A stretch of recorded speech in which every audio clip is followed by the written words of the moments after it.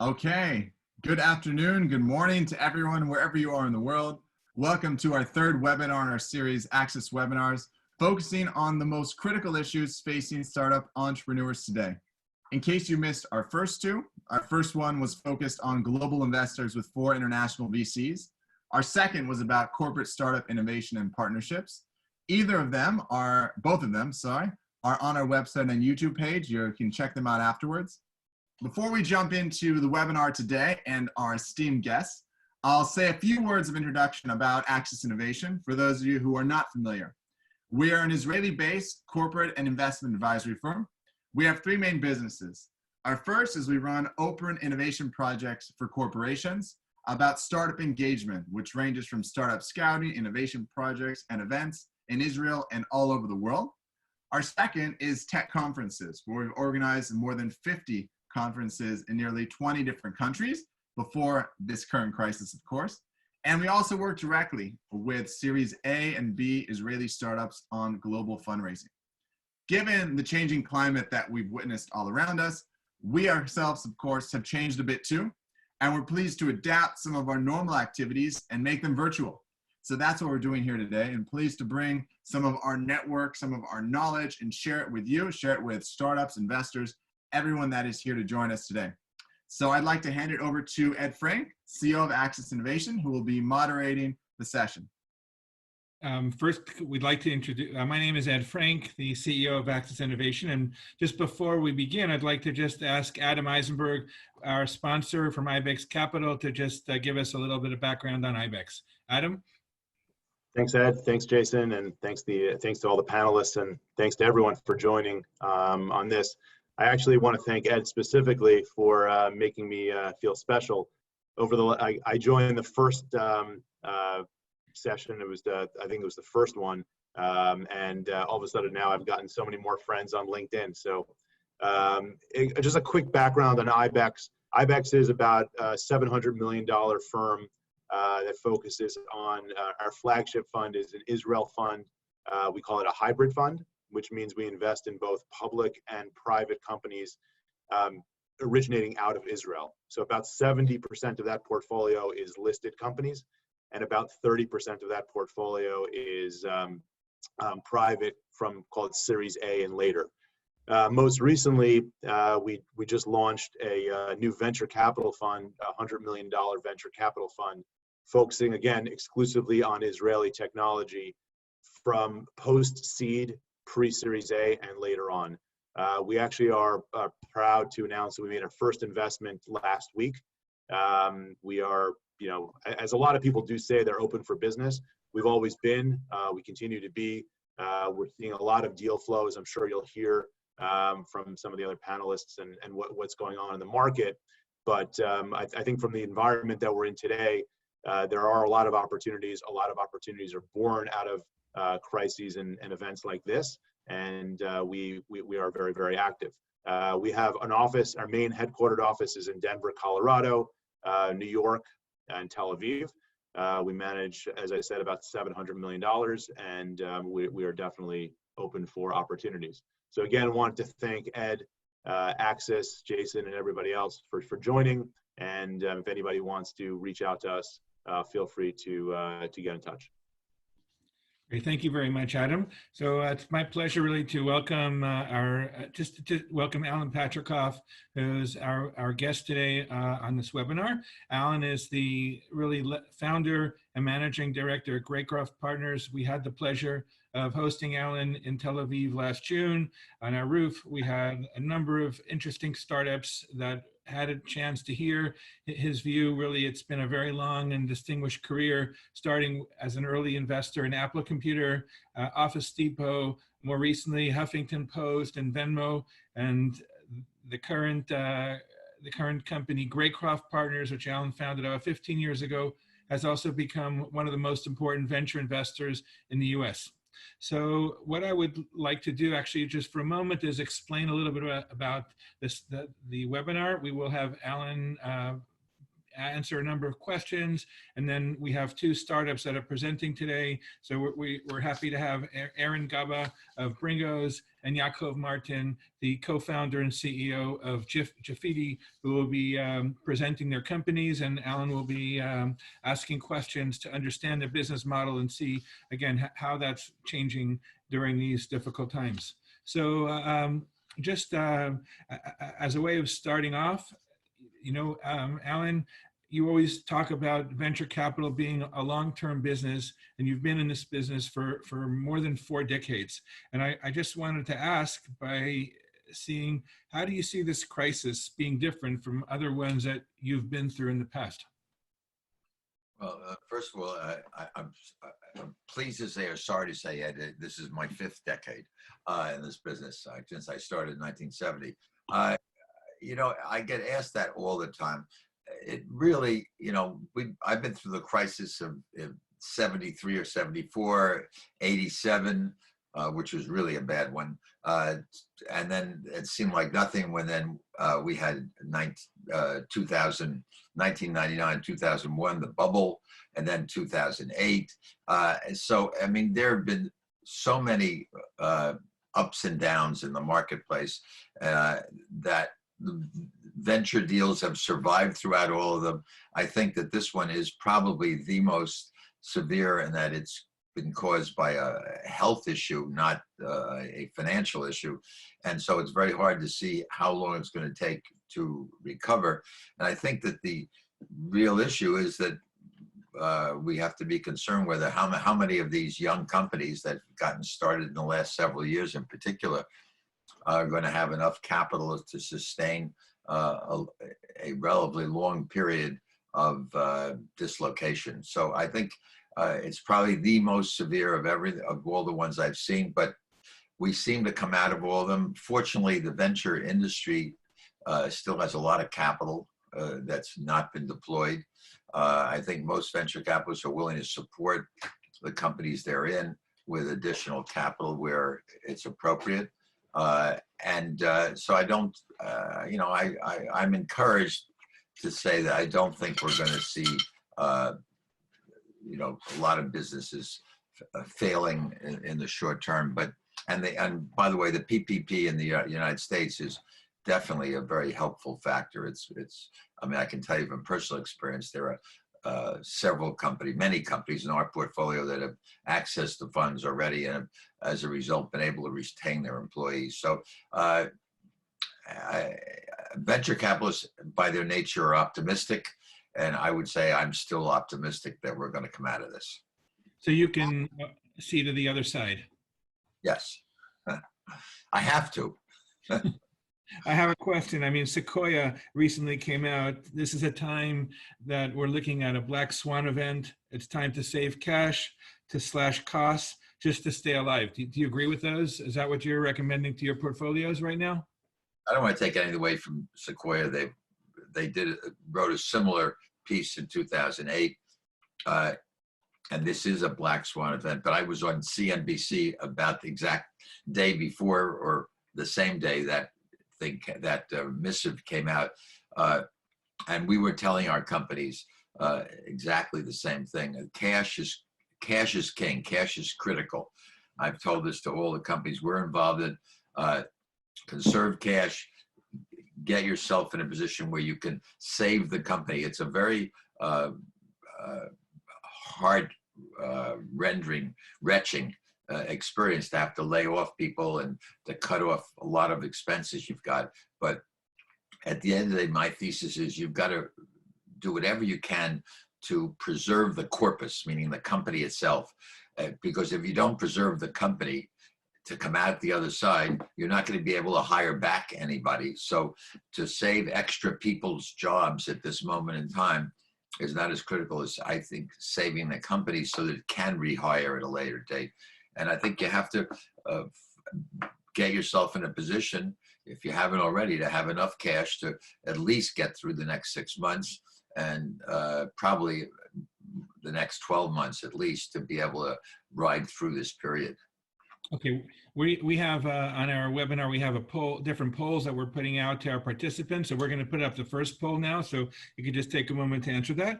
Alan, I wanted to ask you, in terms of your portfolios, some of the companies that you invest in, you've come in at the seed stage. You've been fortunate to come in at, at company Boxed at the seed stage back in 2013. A number of companies such as Huffington Post on the Series A.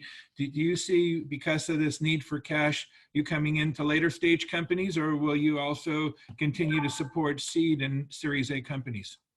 Well, the answer is very simple. I made a commitment to a Series A for Graycroft. What's today? Today's Monday. I did it on Friday. We have our normal meeting on a Monday today, and we have at least 2 investments up that are, I can't remember, I think one's a seed and one's an A. Plus we have bringing up follow-on investments for several other companies. So we're continuing, we're in the market, and I think most venture capitalists are still in the market. Okay, we have the results of our first poll coming up. The question is, within how many months do you think the lockdown will end in your country? We have on our webinar today, we have participants actually from 38 countries. Over 500 people have registered. So it's quite interesting to see your opinion. We have, with 71% of our participants, most of the people, actually about 50%, see the lockdown will end in about 3 to 6 months. So that's really quite interesting. Really only 10% think that we'll get past the lockdown in the next month. So what I would also like to ask you today, in terms of the outlook from the US, is some of the comments that I've seen is that the coronavirus will make more countries more focused on themselves and less on international. Graycroft has always been looking mostly at US deals as well as international deals. Do you think the coronavirus will have you focus more only on US companies? Well, let me go back a couple of things. Number one, I certainly would support, in terms of your poll, that I think the lockdown, that's the word you use, won't go past 2 or 3 months. I don't see how we can have a full lockdown. For our economic system will collapse if it goes much more than 3 months, but it will be gradual. In terms of national or international, I feel very strongly that we've had a movement underway for the last several years, led a lot by our president here, but certainly the same is happening in England, the same is happening in other countries, where the emphasis has been on more and more a nationalistic approach, and the old concept of international agreements, whether it was NAFTA or the Pacific agreements or the European agreements, have all been deprecated, including even NATO, by our president. And I think that it is led a trend worldwide to more nationalistic feeling, which in turn leads to people thinking very much about their own, about their supply lines being from domestic sources and less dependent on foreign countries and foreign suppliers. And I think that that's a long-term trend that only will reverse perhaps we have different leadership around the world. As for Graycroft, we continue to invest abroad. We've invested actually in the last year in 2 companies in Africa, which were really interesting. But we have investments in Estonia, we have investments in Spain and England. One of our most interesting companies is a Venmo lookalike, which is in Spain. So I think that we will continue to look at companies abroad, and we don't have any particular emphasis one way or the other. But I think that companies in general are going to look more and more to domestic supply sources. Yeah, I wanted to also encourage our listeners to ask questions. We have a Q&A button that you're encouraged to ask questions. We have, again, people from all over the world, so please identify your name and what country you're from, so we could, when we get to the Q&A part, we'll be happy to credit you. We also are going to our next poll in a couple of minutes, so just watch the screen. I have a question now, because of the many startups that we've seen, also how valuations have been affected. I wanted to know if you think this is a time where you're doubling down on your investments because there are better deals out there, or do you think that you're willing to pay, a fair price and haven't really taken the current pandemic to renegotiate the companies you're negotiating with right now? Well, I can say factually that Greycroft hasn't gone back and renegotiated any deals that have been in process. We've stood by any commitment we've made. I wish I could say that that was the same for companies who are buying or making investments in our companies. And we have experienced several people who've hesitated or withdrawn or changed the terms significantly over the last 30 days. I do think that the private companies, in my experience, have always sold at a discount to a comparable company that was public. So if you're investing in an IBM lookalike, if it's a private deal, I would say it'd be worth 30% less than what the public market multiples were for your equivalent company.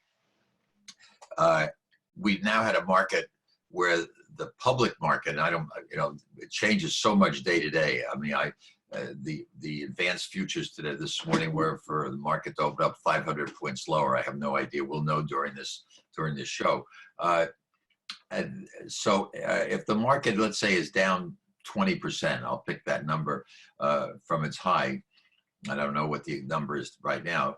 That should suggest that private companies have also declined in value. And I think companies that are out raising money, venture capital backed companies, find it very hard for their follow-on rounds to accept the fact that the market has changed and in the last 3, 4, 5, 6 months. And I would advise certainly any company that's raising money, get the money first. That's first and foremost critical. And the second is, don't be realistic about what the change in valuation metrics may have been during this period.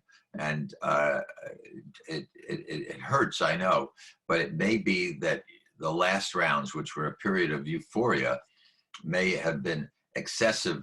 And we're at a moment in time when people are being much more scrutinizing in how they're looking at deals, and that there may be a hiccup from your last round.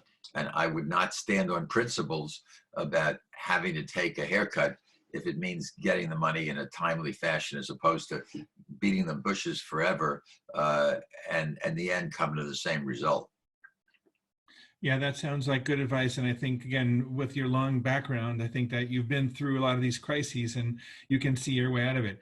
Our next polling question is, are you planning to pivot your business because of this crisis? You mentioned that every Monday morning you have your meeting with your partners to discuss investments. I wanted to know how involved you are in talking to your portfolio investments and asking them how their business is going and giving them suggestions on whether they should pivot and whether they should change their business model based on this current situation that we're in. Well,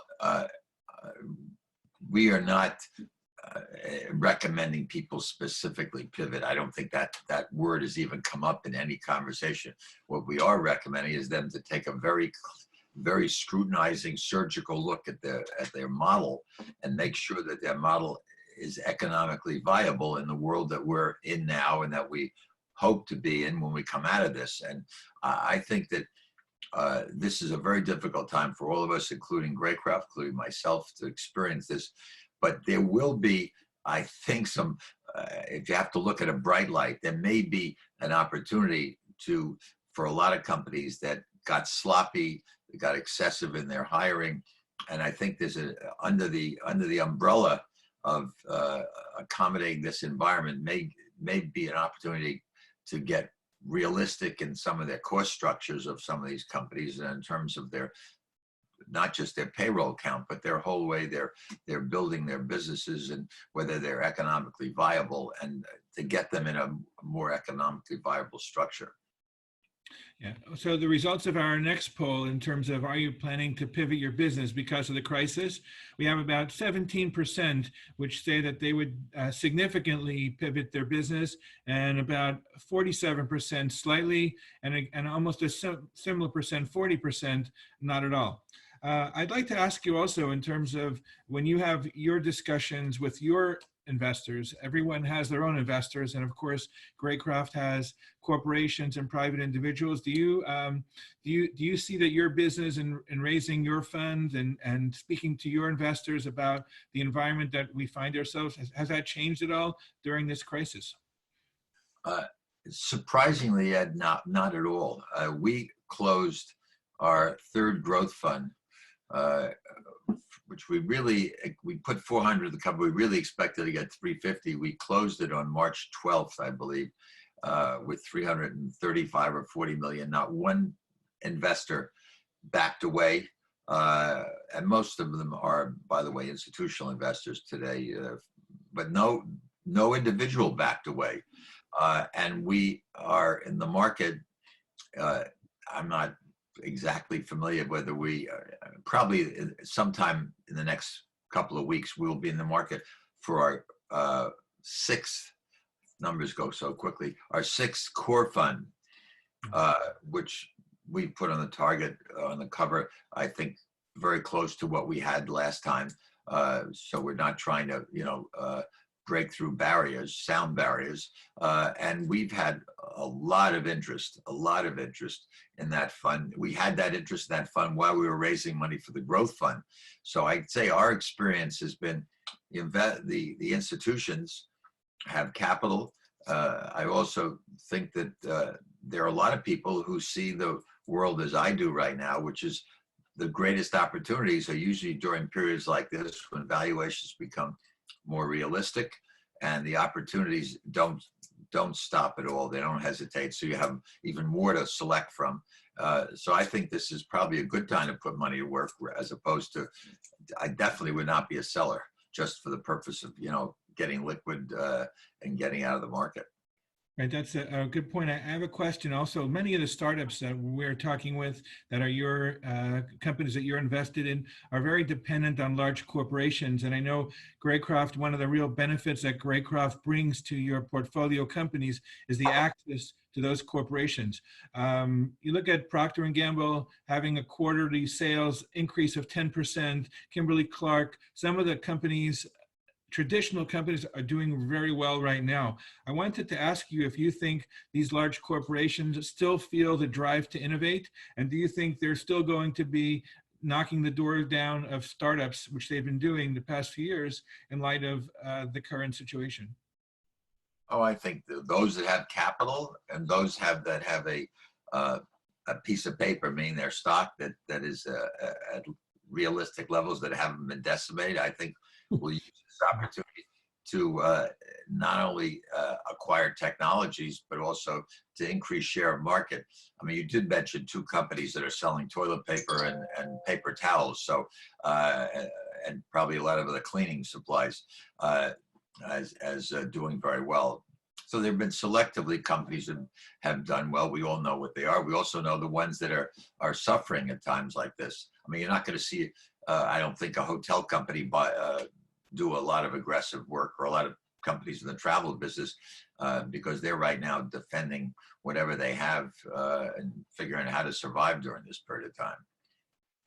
Yeah, I think I also wanted to ask you, again, we have a lot of international startups and investors on the call. Would like to ask you, how do you have any advice in terms of how to best pitch your startup to investors after the crisis? That's a good question, and you're going to have two startups on later. I would say be realistic about your valuation, and don't get carried away by the euphoria that existed in 2019, but be a little bit more realistic and raise enough capital to at least get you through, if you're a startup, the next 12 to 18 months, I would say, to get to a point where you can do a follow-on financing.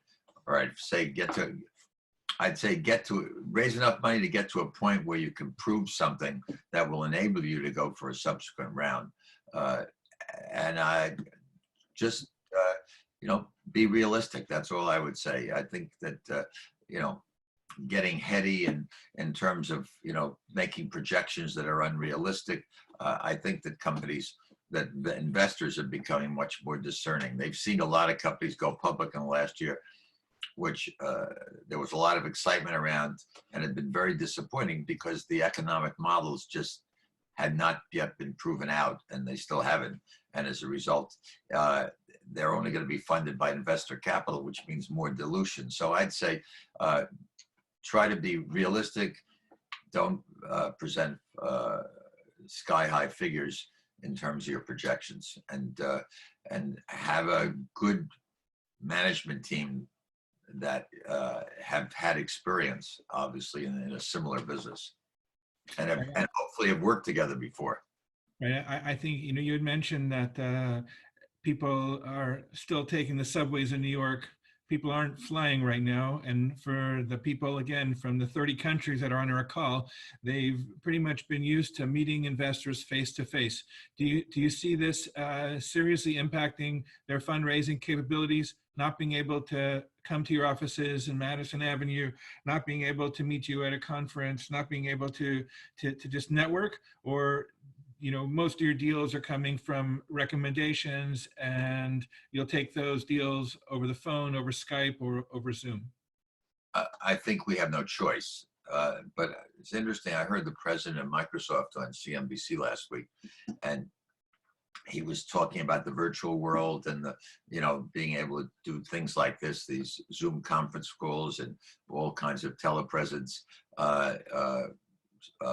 conferencing. And he said, but at the end of the day, we still do need some personal interaction. That is just the nature of how people have interconnections and relationships, which are critical. So I would say that we have no choice, but we're not going to be able to meet entrepreneurs.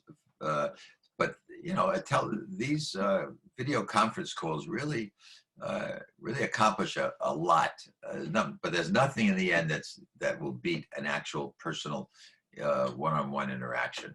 I don't think anything's going to do away with that. But I think we have no choice. But we're going to have to make investments. I mean, let me back up a second, Ed. I don't think we've yet had a situation where we have made an investment in someone we haven't met. So I guess I should reserve judgment and to see how that really is going to work when we actually do make an investment and then finally meet the person in person. Well, maybe one of those people will be on this call. So I'd like to go to our next polling question, and then I'm going to ask our first startup, Aaron Gaba from Bringos, to take the stage and present this company. Aaron, are you with us?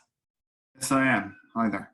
Okay, so the next polling question that we're asking is, are you taking advantage of being at home? Are you planning to take any courses? So we'll get back to the results after Aaron's presentation. Aaron, take it away.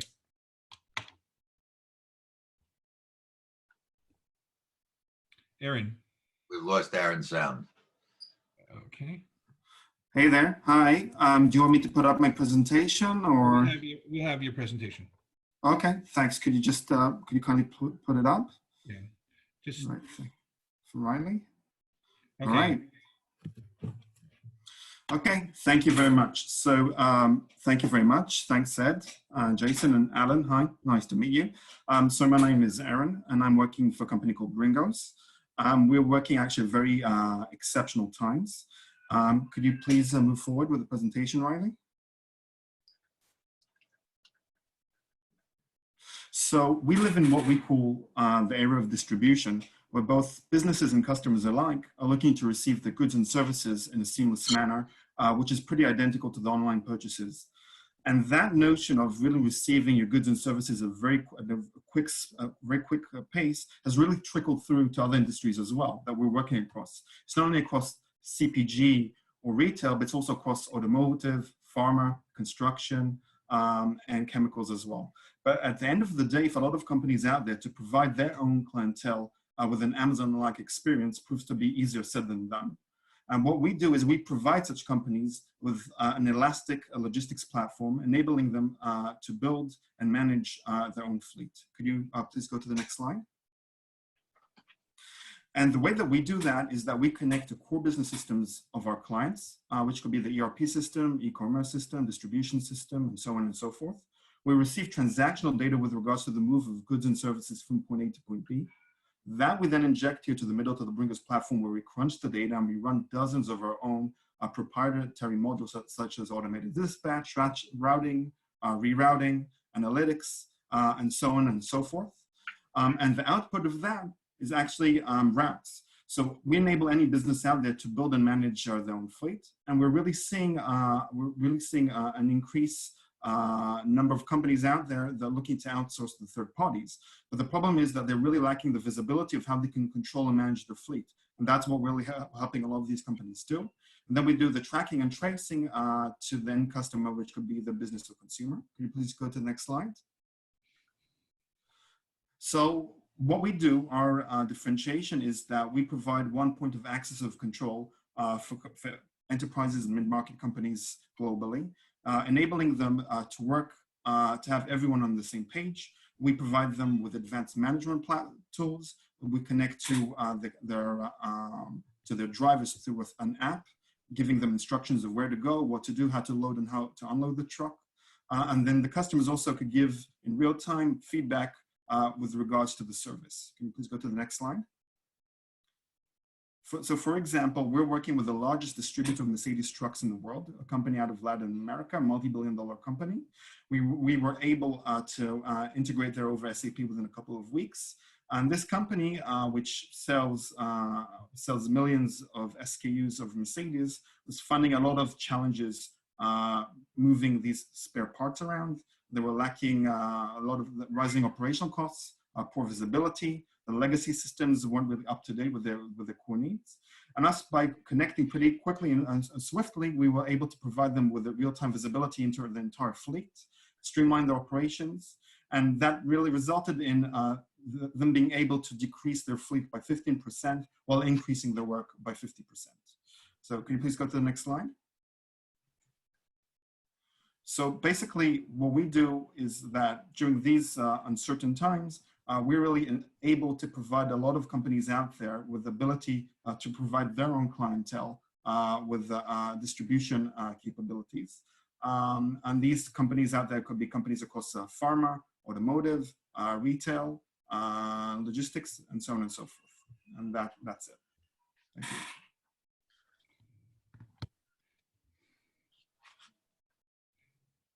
Alan, we just want to get back to you with questions that you might have of Bringos and comments on their business model. I'm not quite sure. Are you a startup, or what stage are you at now? Do you have how many? Yeah, we're a startup based out of Tel Aviv in New York. We have clients globally, across Israel, US, Canada, Latin America, Europe. How many customers do you have? Double digit. Double digit. Okay. And how long have you been in business? So we've been in business for a few years, for about 2 years now. 2 years. And how much capital have you raised so far? Single digit million. Single digit million. Yeah. And that's a little evasive, but okay, we'll let that go. No. That could go from 1 to 9. So that's all. Happy to take that offline. So it's 9 would be a lot to have gotten this far. And who are your major competitors? So we've been able to complete and displace the likes of SAP, Salesforce, Manhattan Associates, JDA, Blue Jay, a lot of TMS solutions in the market, other leading companies such as Bring, if you might know them, Elastic Run. So that was my next question. You're replacing systems that they're already using, not internal system, but systems they're buying on the outside at the moment for implementation. So at times we replace systems, and other times we're just a complementary solution as well. Who is your biggest competitor? Their internally developed systems, or a competitor? So we've been competing, with legacy TMS systems, as I mentioned, like Manhattan and SAP, that we took a number of deals from them. Ring, we took a number of deals from them as well. So basically, anyone who needs this type of service is using an outside software system, not just. Not necessarily. I mean, a lot of companies out there, I'd be surprised to hear that are still just using pen and paper. So we're in contact with a lot of multi-billion-dollar companies, and the entire distribution is through Excel, pen and paper. It's pretty manual processes. So it really depends. The number of use cases for that. How long does it take you to make a sale? So that's sales that we've done over a couple of days. We just signed a major deal with. Someone will change an existing system in just a couple of days review of the system you have? Yeah, I mean, look, we've been, yes, there's such use cases. There are other use cases such as Teva, the largest generic pharmaceutical company in the world. That was a few months. There's the automotive distributor, which was a few weeks. So it really depends. But the problem is that, yeah, sorry?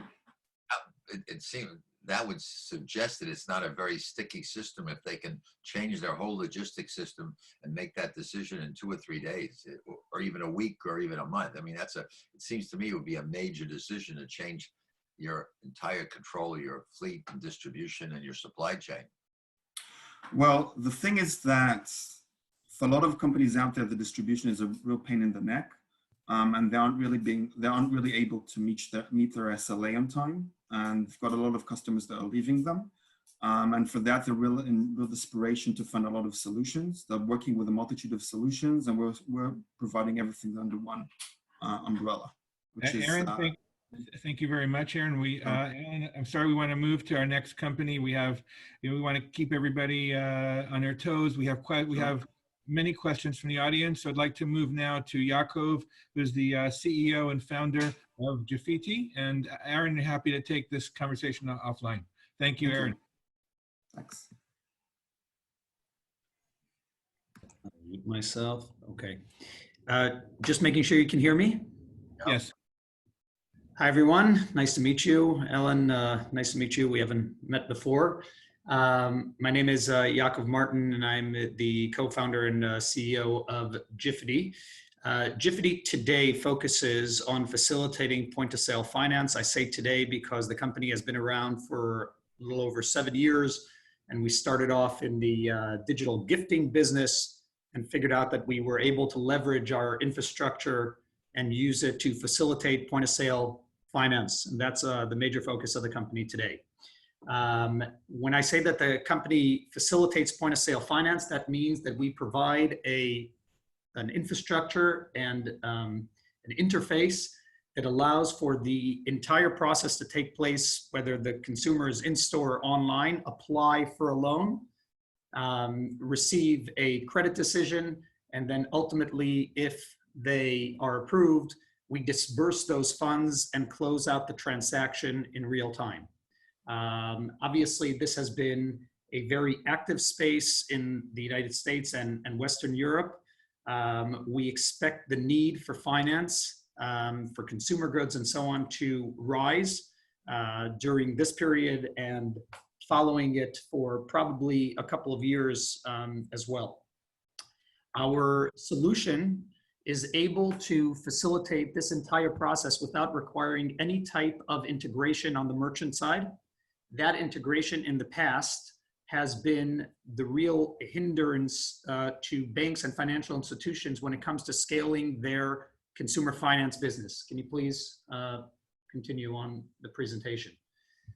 Previously, whenever a bank wished to offer a loan product, or a merchant wished to offer a loan product to their customers in-store or online, they had to go through quite a I would say, detailed and rigorous integration process to ensure that a consumer was able to apply immediately and then receive the finance that they requested in real time. And mostly, these two different entities, the financial institution, the merchant, had to figure out a way to settle that transaction within the merchant systems.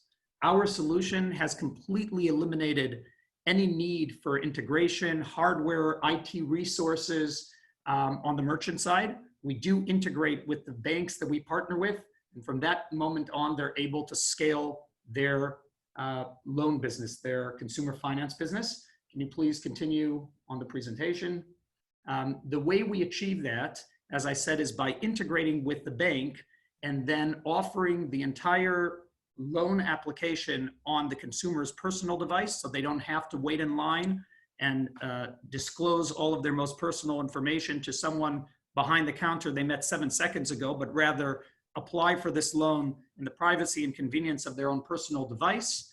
We then route that application to our partnering bank. The bank makes the credit decision, underwriting, etc. And then we immediately disperse the funds through a digital card that we issue. This digital card today rides primarily on the MasterCard network rails and therefore can settle with any point of sale in-store and online without any additional integration. Can you please continue? Yaakov, if you could finish up, we want to get to some questions. Absolutely. We provide obviously a dashboard with all of the information. If you continue on the presentation, you will see that we partner with banks such as Citizens Bank in the US, other major banks in Europe. We provide the infrastructure for them, and we provide a global solution for merchants like IKEA, if you continue on the presentation, who do not need to integrate in every single market with every single financial institution they choose to work with. Thank you. Thank you, Yaakov. Over to you, Alan. Are you a software company or are you a finance company? We are a software company. We do not provide, I'll tell you what we don't do. Sometimes that's as important as what we do. We do not underwrite, we do not lend, and we do not service the loan. Yeah, so you're not carrying any risk of the financial transaction. So it all depends in the end of whether the bank will accept the risk.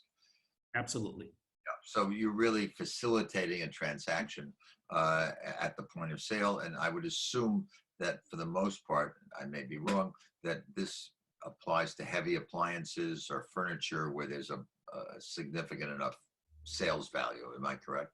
That's correct. Big ticket items is our focus. However, we do have instances where banks leverage our infrastructure to provide revolving line of credits, which can obviously apply to lower ticket items as well. No, but then of course it gets into the layaway concept also of longer term payouts and such. But it seems to me there are a lot of people who are offering that kind of a facilitation software. Am I wrong, or is that not true?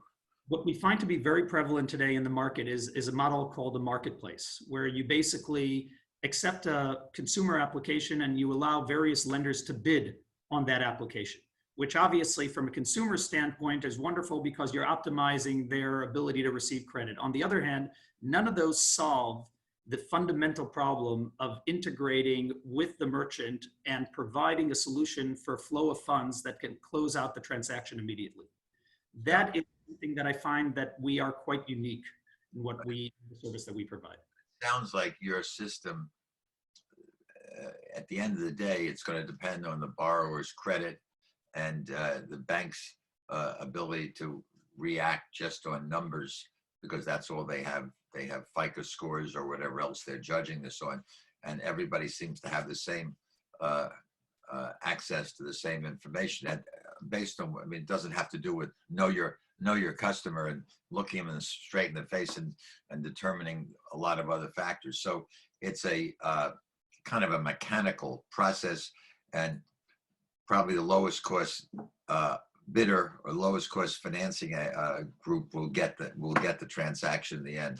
So I just wonder. I mean, it sounds like it's something that it shouldn't be too hard to get someone to try to use your system. So every retail outlet, every direct to consumer function needs this kind of a service. But there sounds like there's a lot of people who could do the same thing. It just sounds like to me.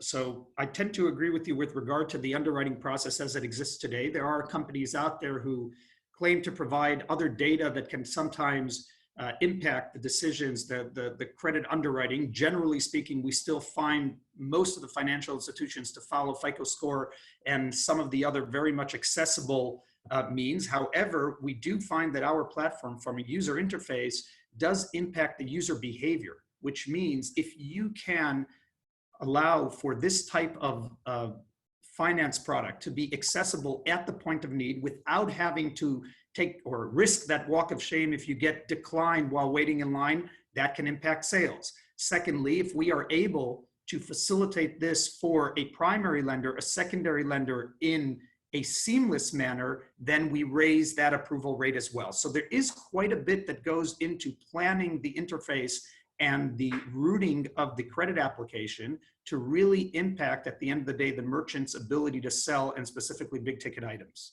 So I think, let me just, it sounds to me like, which I didn't catch, is that I think you're saying that the decline rate at the point of sale is non-existent or infinitesimal, that there will be a primary or a secondary lender who will take the exposure at a rate, and that that's your secret sauce. I don't know if it's our secret sauce. I tend to say our secret sauce is in the way that we're able to have these funds settle at the point of sale without integration and still make sure during the time that we authenticate that transaction, that it falls in line with all the terms and conditions of the loan. But that is definitely a major component of the service that we offer. How much have you raised so far? So we've raised to date $7 million, but it was all for our previous digital gifting business. We have funded ourselves going into consumer finance through that, through our revenues from those businesses. To answer your question, Ed, he's pivoted. Yeah. Okay. Well, thank you very much, Yaakov. We're going to now go back to the polls, just the results in terms of what online education during the lockdown. The most prevalent answer actually was nothing, which is about 46% of our participants. But then the people who got out there and tried to improve themselves, we have mindfulness, we have programming, general education, and languages. So good for you for taking advantage of being home. At this point, I'd like to bring back Jason Weiss, COO of Axis, who's going to field the questions from our international audience. Jason, take it away. Okay, thank you everyone. Thank you, Aaron. Thank you, Yaakov. For everyone who's sticking with us, we received lots of really fantastic questions for Alan. So I want to get to them and see how many we can get to in the next 10 minutes. So we received a lot of questions from about 4 or 5 people about specific sectors and verticals today. So I'm going to try and sum this up. We see this from Avi Elias, Avi Bartov, and others from Israel, as well as in Europe. So Alan, do you see any specific verticals as more interesting or important during the crisis? Do you see any increased deal flow? And then what do you think of healthcare and healthcare startups as well?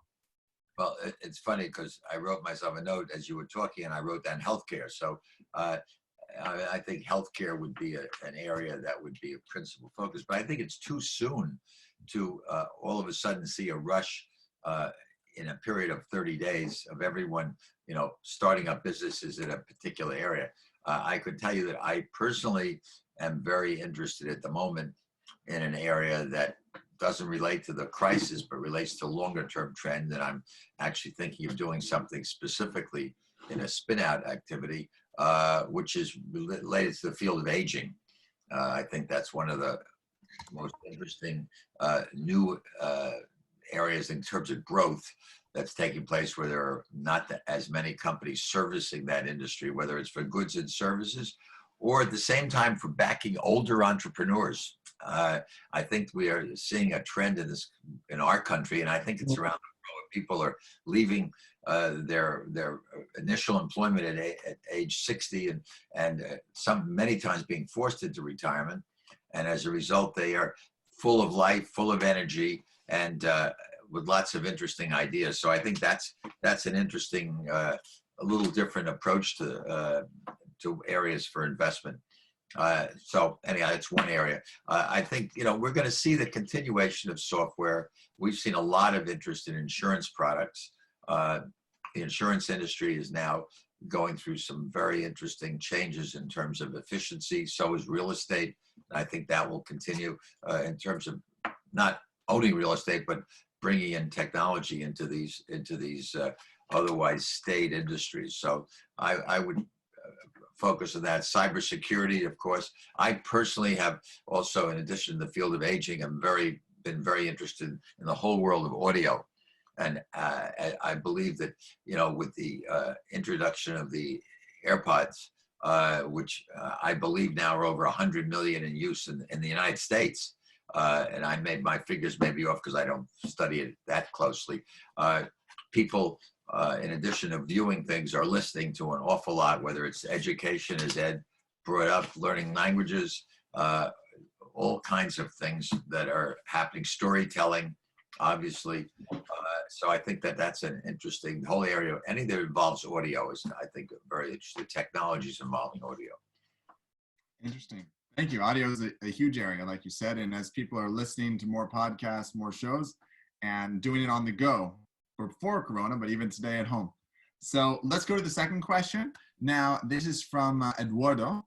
What are the long-term trends you think this pandemic will produce or accelerate the economy? And also, let's say, about the VC industry. I'm sorry, can you restate it a little bit better? What trends? Do you think there will be any significant changes in the long term to the economy? And I'm adding to the VC industry as well because of this pandemic. Well, listen, venture capital industry has historically avoided equipment-based companies. There are exceptions, obviously. Have avoided manufacturing businesses, chemical, oil. That never has seemed to be a fit in the venture world, and I don't think that's going to change. Technology is going to be first, second, and third, as always.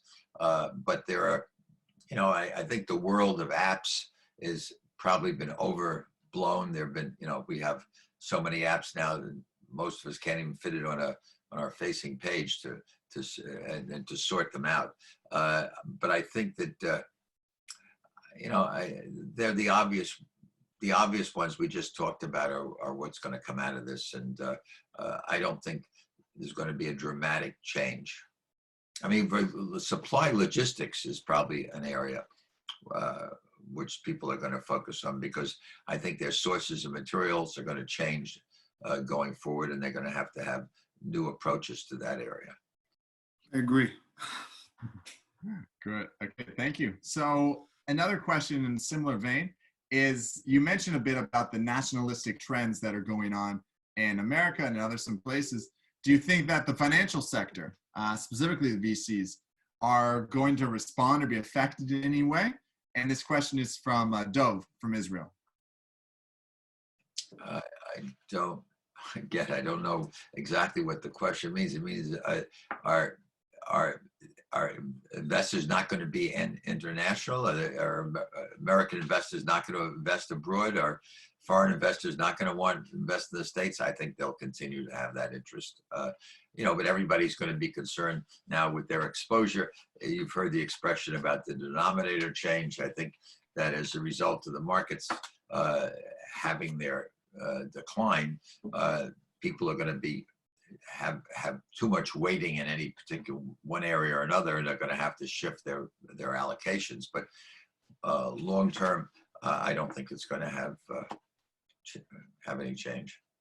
Oh, great. Now, another question from Jonathan Sparks, I believe also from Israel. And this is an interesting question. What do you think is next for China and their VC and startup industry? It's an interesting question. We have only one investment in China. And actually the company we have is, and this is an interesting fact, was going public, got delayed a month or two, and I gather is now actually in the queue to go public very shortly. And in effect, the train has started moving again. So the markets have opened up. And I think that if the markets open up for young companies to go public, I think it will be very encouraging to the venture industry in China and those who are interested in investing there. But there's got to be some long-term effect of what's happened here and between the United States and China in particular. So while it hasn't affected us, and I'm probably not the best person to comment, I would think that it's going to cause some people to have second thoughts. Because listen, let's face it, if China becomes an unfriendly investment area, which it was for many years for international investors, that's going to change people's interest in investing there. And if there's any restrictions that China places on investing in U.S. activities, that will have an impact. But in terms of the interest in technology and young startups in China, I think that's going to continue. Interesting. Okay, we'll have to wait and see. Thank you. So we'll do one more question, then we're going to go to the poll results. So let's see, you'll probably answer this in a few ways, but this is a question from David Cohen, who asked, what is your biggest challenge now because of the crisis? I think keeping our companies financed appropriately to be strong enough to withstand this decline, this rather rocky period, and to come out the other side as a survivor and figure out how to use this time to become stronger and have a bigger outcome on the end of it. Because in the end, we have to have the kind of returns we anticipated when we made our investments. So I think that's we're focused on keeping our companies alive and prospering during this time.